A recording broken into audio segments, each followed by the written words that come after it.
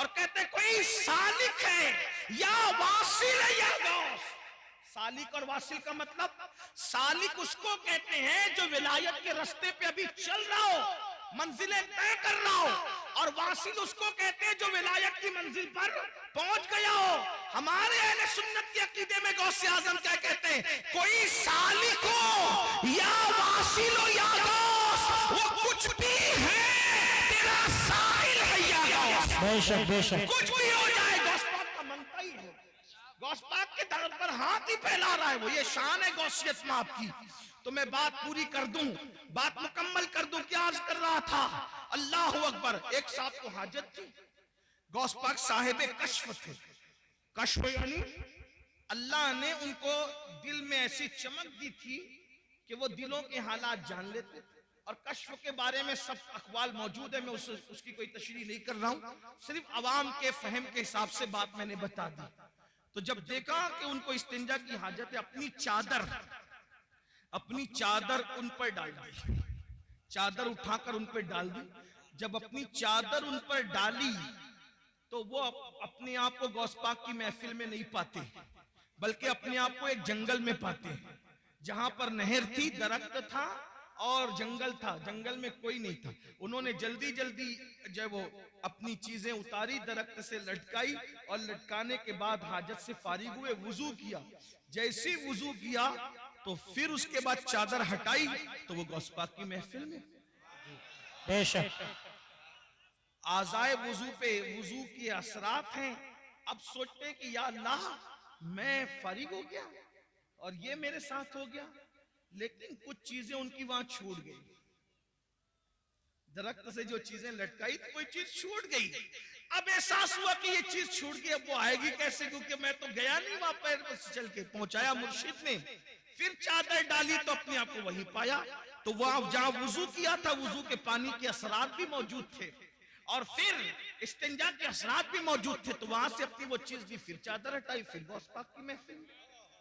एक मर्तबा वही बुजुर्ग जिनको दुनिया शेख अली इब्ने हैती के नाम से जानती है, एक मर्तबा गौस पाक के बयान में बयान सुनते सुनते सो गए। मुकर्रिर पे बहुत बिजली गिरती है दोस्त, जब कोई उसकी तकरीर में आपस में बात करे, चिल्लाए या सो जाए। इसलिए कि हालांकि मैं वो आदमी नहीं हूं, मैं तो बिल्कुल अवाम में से हूं, अनपढ़ सा आदमी हूं, मेरी कोई हैसियत नहीं। लेकिन मुकर्रिर जो तकरीर 1 घंटे की करता है ना, कम से कम 4 घंटे वो मेहनत करता है जब 1 घंटे की तकरीर तैयार हो। तो उसको ऐसा लगता है यार मैं पूरी जान निकाल के डाल रहा हूं, ये आपस में बात क्यों कर रहे हैं, ये सो क्यों रहे। लेकिन जब से मैंने वाकया पढ़ा है ना, तो मुझे कभी कोई सोता है तो उतना टेंशन नहीं होता है। क्यों? क्योंकि जब अब्दुल कादिर जिलानी मेरे मुर्शिद की महफिल में लोग सो जाते थे, तो अगर कादरी की महफिल में सो जाए, वो मेरी भी कोई महफिल नहीं, महफिल भी तो उन्हीं की है, हमारी क्या महफिल। एक दोस्त तो कह रहे थे मुझे कि देखो आपके नाम पे इतने लोग आ गए। मैंने कहा तौबा कर, मेरे नाम पे कौन आता है, मेरी क्या औकात है, मेरी कैसे। गौस पाक के नाम पे आए, रसूलुल्लाह के नाम पे आए, अल्लाह के नाम पे आए। ये बात आज के बाद कभी मत कहना कि मेरे नाम पे, मेरी क्या औकात है। मैं तो उनके गदाओं में से एक गदा, मैं तो उनके मंगतों में से एक मंगता हूं, उनके सगों में से एक सग हूं, और वो भी तो मैं कह रहा हूं, वो कबूल कर ले तो उनका करम, बेशक, मेरी क्या औकात। इस तरह की बातें ना कहा करो।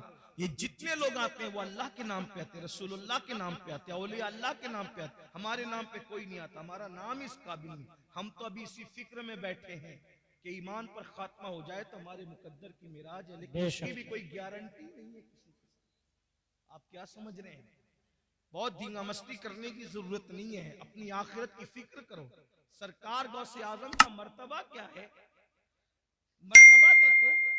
उनकी महफिल में सोने वाले सो गए, गौस पाक खिताब छोड़कर उसके आगे हाथ बांध के खड़े हो, मुरीद के आगे पीर हाथ बांध के खड़ा, महफिल पे सन्नाटा। भाई अगर कोई मुकर्रिर किसी एक आदमी की तरफ मुतवज्जो हो जाए तो क्या हाल होगा उसका। पूरा मजमा, वो भी फिर कहता हूं 70,000 का मजमा होता था गौस पाक की महफिल में। और गौसे पाक ये तो सामने लोग होते थे, जब खिताब करते थे तो कहते थे अल्हम्दुलिल्लाह फिर चुप हो जाते थे। फिर दूसरी बार कहते थे अल्हम्दुलिल्लाह, खुतबा शुरू कर दी। लोग कहते हैं अब 2 बार अल्हम्दुलिल्लाह क्यों कहते हैं? कब पहली बार जब कहता हूं ना तो पूरी दुनिया के जो वली होते हैं अपने अपने गांव में, अपने अपने शहरों में, अपने अपने देहातों में, अपने अपने घरों में पहली बार की अल्हम्दुलिल्लाह सुनकर सारे काम छोड़ देते और अटेंशन होकर के खिताब सुनने लग जाते। बेशक। यानी पहली बार की अल्हम्दुलिल्लाह अटेंशन, वो उनको मुखातब किया जा रहा है, अब खिताब शुरू हो गया। अल्लाह के शुक्र से खिताब ये गौस पाक। लोग कहते हैं मुझे इंटरनेट पर इतने हजार लोग सुनते हैं। मैंने कहा इंटरनेट की खैरात है मेरे अजीज। जब इंटरनेट का नाम भी लोगों को पता नहीं था, जब भी मेरे गौस का खिताब पूरी दुनिया के वली अपने अपने शहरों में सुना करते थे। बेशक। हाँ, दुनिया बहुत पीछे है, मगर इतना जरूर है कि जब ये कह दिया तो लोगों ने कहा क्या कह दिया, कहानी गलती किस्सा हो गया। मैंने कहा इंटरनेट की चिप पर तो ईमान लाया है, अल्लाह की कुदरत पर कभी ईमान लाएगा? जब सैटेलाइट पूरी दुनिया में तकरीर पहुंचा सकता है तो अल्लाह नहीं पहुंचा सकता? और ये सैटेलाइट भी क्या अल्लाह की कुदरत से बाहर है? माअल्लाह, दुनिया में जो कुछ जिसके जरिए से हो रहा है, जो कुछ ज़हूर पजीर है, वो मेरे अल्लाह की कुदरत का करिश्मा। बेशक। इन्नल्लाह अला कुल्ली शैइन कदीर। ये नसीब की बात है। कोई सैटेलाइट की ताकत को मान गया और कोई अल्लाह की कुदरत को मान के ऐसा है कि अल्लाह वो है जिसने अब्दुल कादिर का खिताब बगैर किसी जरिए के पूरी दुनिया के वलियों को सुनवा दिया। बेशक। सुभान अल्लाह। कुदरत है ये, जो कुछ है वो अल्लाह की कुदरत है। तो बहरहाल सरकार गौसे आजम ने देखा एक बंदा सो रहा है।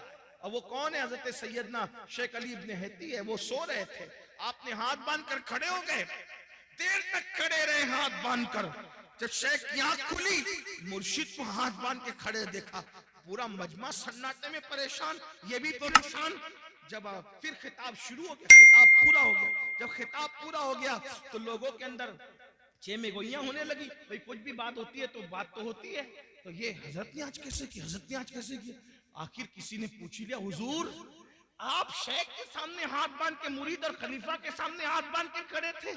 मुर्शिद ने फरमाया इससे पूछो ना कि क्यों खड़े थे, ये तो सो रहा था, इससे पूछो। तो पूछा तो क्या बात है भाई? तो कहा जैसी हजरत के खिताब में मेरी आंख लगी तो क्या देखा कि रसूलुल्लाह तशरीफ लाए। बेशक। सुभान अल्लाह। सुभान अल्लाह। उस महफिल में हुजूर तशरीफ लाए हैं। तो मुर्शिद गौस पाक कहते हैं ये जो सोते सोते देख रहा है, जागते जागते देख रहा है। वाह वाह वाह वाह। सुभान अल्लाह। सुभान अल्लाह। ये गौस पाक की शान है। मुर्शिद गौस पाक का मकाम तो बात समेटते हुए, लेकिन इस मकाम को पाने के बाद भी बात समेट, इस मकाम को पाने के बाद भी सरकार गौसे पाक रोते थे। तवज्जो, कुम बिस्मिल्लाह कह के मुर्दा जिंदा कर दे। जिसके खिताब में गौस पाक की इज्जत को बढ़ाने के लिए खुद अल्लाह के रसूल तशरीफ लाए। सोचें क्या जात होगी जिसके खिताब की महफिल की इज्जत बढ़ाने के लिए हुजूर आए, खिज़र आए, मूसा अलैहिस्सलाम आए, अंबिया आए, मौला अली आए। मेरे इमाम कहते हैं कि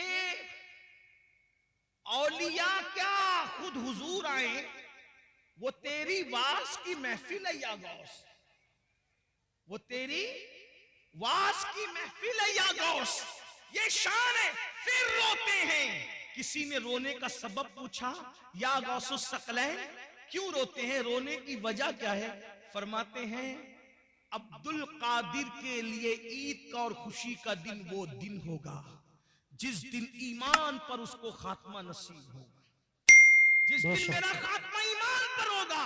और गौसे पाक फरमाते हैं जो ईमान पर खात्मे की फिक्र न करे, तवज्जो कर ले, जो ईमान पर खात्मे की फिक्र न करे, गौसे आजम फरमाते डर है कि जब मरेगा तो उसका खात्मा खराब हो जाए, उसका खात्मा कुफ्र पर होगा।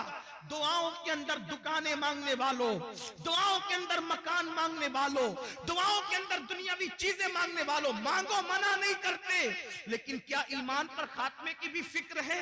ईमान पर खात्मे की भी फिक्र करते हैं? हैं तो वो जो मैं रिवायत बयान करने चला था उसको एंड कर दूं। अल्लाह अकबर। तो जब सरकार ईसा अलैहिस्सलाम ने आवाज लगाई कि बताओ तुमको अजाब में क्यों गिरफ्तार कर दिया गया, तो दो चीजें बयान की गई।